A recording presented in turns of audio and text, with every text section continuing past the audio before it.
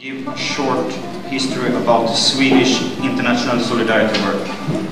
It's actually started here during the war against the fascists.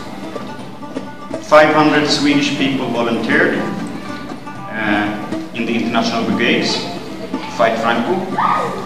Most of them, 350 of these 500, were sailors, seamen.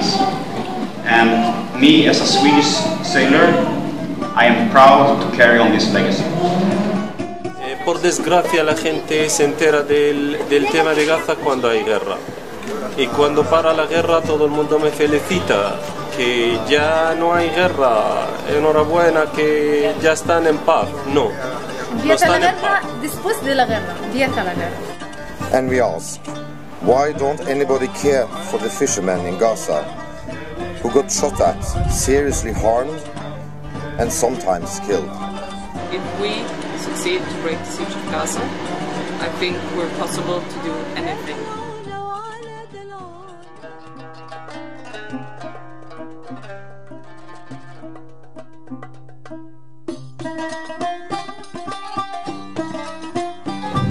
Está claro que Israel va a poner todos los medios para impedir que el barco entre. We will not give away our boat to the Israelis.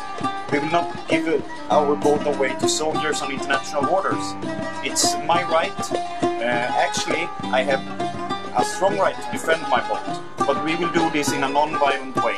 It was a great news for us that Marian was coming ashore, was visiting Portugal, and can take this message of solidarity and friendship from all the Portuguese people. Like Marian is breaking the waves, we also in Portugal keep up with the work in the parliament, in the schools, in the workplaces, on the streets, just to raise awareness about what's going on in Palestine.